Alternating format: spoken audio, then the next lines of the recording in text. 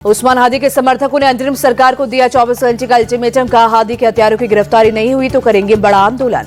उस्मान हादी के साथी Abdullah Al Jaber ने कहा, हादी के हत्यारे साजिशकर्ता और मददगार को इंसाफ के कटघरे में लाना होगा। हादी के खून से बांग्लादेश में इंसाफ कायम होगा। उस्मान हादी को सुपुर्द खाक करने के बाद उसके समर्थकों का संसद पर हमला। हजारों की तादाद में समर्थकों ने संसद में घुसने की कोशिश की। बांग्लादेश की लेखिका तस्लीमा नसरीन ने हिंदू युवक दीपू दास का थाने में बैठक कर वीडियो किया शेयर। पूछा, जब पुलिस की हिरासत में था कट्टरपंथियों के पास कैसे पहुंचा। बांग्लादेश में हिंदू युवक दीपू दास को चुराने की घटना को कांग्रेस नेता शशि थरूर ने बताया असह्य ने। पूछा, हत्यारों को सजा दिलाने के लिए क्या कर रही है बांग्लादेश सरकार। बांग्लादेश में हिंदू पर हिंसा के खिलाफ जेएनयू और एबीवीपी का विरोध प्रदर्शन। छात्रों ने जमकर की नारेबाजी। एबीवीपी के छात्रों ने इस्लामिक कट्टरपंथियों का पुतला फूंका। वामपंथी दलों की चुप्पी पर उठाया सवाल।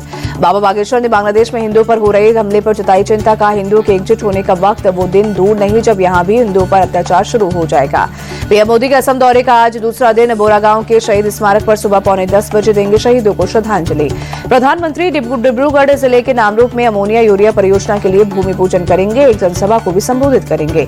पीएम मोदी ने कल गुवाहाटी इंटरनेशनल एयरपोर्ट के नए टर्मिनल भवन का उद्घाटन किया। 4,000 करोड़ रुपए की लागत से बना देश का पहला प्रकृति आधारित थीम वाला एयरपोर्ट टर्मिनल भवन।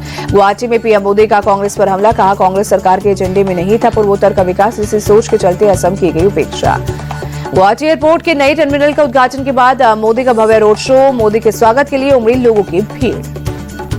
पश्चिम बंगाल को विधानसभा चुनाव से पहले पीएम मोदी की बड़ी सौगात। 3,200 करोड़ की लागत के 2 नेशनल हाईवे प्रोजेक्ट्स का उद्घाटन और शिलान्यास किया। खराब मौसम के कारण नादिया के राधाघाट नहीं पहुंच पाए प्रधानमंत्री। कोलकाता एयरपोर्ट से ही कार्यक्रम में आए लोगों को वर्चुअली संबोधित किया। पीएम बोले, बंगाल के महाजंगल राज को खत्म करने का वक्त आ गया। बिहार के बाद अब बंगाल की बारी। गंगा बिहार से बहकर ही बंगाल पहुंचती है। टीएमसी सांसद सौगत रॉय ने पीएम मोदी पर किया पलटवार। कहा, प्रधानमंत्री ने बंगाल को जंगल राज कहा, लेकिन बंगाल की कानून व्यवस्था किसी भी बीजेपी शासित राज्य से बेहतर। सपा विधायक अबू आसमी की बाबा बागेश्वर के खिलाफ देशद्रोह का केस दर्ज करने की मांग। कहा, बाबा बागेश्वर के जरिए ध्रुवीकरण की कोशिश, हिंदू राष्ट्र की बात करना संविधान के खिलाफ। बाबा बागेश्वर की हनुमंत कथा में पहुंची बीजेपी नेता नवनीत राणा ने बाबरी मस्जिद पर बोला हमला। कहा, बाबरी मस्जिद बनेगी तो राम मंदिर बनाने के लिए 1 लाख ईंट लेकर जाएंगी। मिस इंडिया इंटरनेशनल रोशा सिंधु ने सीएम नीतीश के हिजाब विवाद को बताया संवेदनशील मुद्दा। कहा, सभी को महिलाओं का सम्मान करना चाहिए। जी राम जी बिल को लेकर सोनिया गांधी का हमला। कहा, मोदी सरकार ने गरीबों के हित को कमजोर किया। हमने मनरेगा से गरीबों को रोजगार का हक दिया था। सोनिया गांधी बोली, मनरेगा देशहित और जनहित से जुड़ी योजना थी। जी राम जी के पास कर केंद्र ने मनरेगा पर बुलडोजर चलाया। सोनिया गांधी के बयान पर केंद्रीय मंत्री जयंत चौधरी का पलटवार। कहा, केंद्र सरकार की सभी योजनाएं महात्मा गांधी से प्रेरित, उन्हीं के सिद्धांतों पर सरकार आगे बढ़ रही। राहुल गांधी पर बीजेपी का बड़ा हमला। गौरव भाटिया बोले, भारत विरोधी शक्तियों से मिलते हैं राहुल। जर्मनी में जॉर्ज सोरोस के सहयोगी कॉर्नेलिया वोल से मिले। लखनऊ बीजेपी दफ्तर में आज एसआईआर प्रक्रिया को लेकर होगी अहम बैठक। यूपी के सभी सांसद और विधायकों को मीटिंग में आने के निर्देश। कफ सिरफ मामले में सीएम योगी के शायराना अटैक पर अखिलेश यादव का उसी अंदाज में जवाब। कहा, अपना चेहरा न पूछा गया, आपसे आईना बेवजह तोड़ दिया। अखिलेश बोले, कफ सिरप मामले के आरोपियों को सीएम का संरक्षण। कोडिन भैया, कालिन भैया, जो भी लोग इसमें शामिल हैं, सबके ऊपर बुलडोजर चले। डिप्टी सीएम केशव प्रसाद मौर्य बोले, Akhilesh and company cough syrup के आरोपियों को बचा रही। चोरी ऊपर से सीना जोरी के रास्ते पर चल रही अखिलेश। अगस्ता वेस्टलैंड केस में आरोपी क्रिश्चियन मिशेल जेम्स को राहत राउस एवेन्यू कोर्ट ने ईडी हिरासत से रिहाई का दिया आदेश। फिलहाल अभी सीबीआई केस में हिरासत में रहेंगी मिशेल। मुंबई में बॉलीवुड एक्ट्रेस नोरा फतेही देर शाम सड़क हादसे के शिकार। नशे में धुत ड्राइवर ने नोरा की कार को मारी टक्कर। नोरा फतेही को सिर में आई मामूली चोट। सिटी स्कैन के बाद अस्पताल ने किया डिस्चार्ज। रात में सनबर्न फेस्टिवल में हुई शामिल।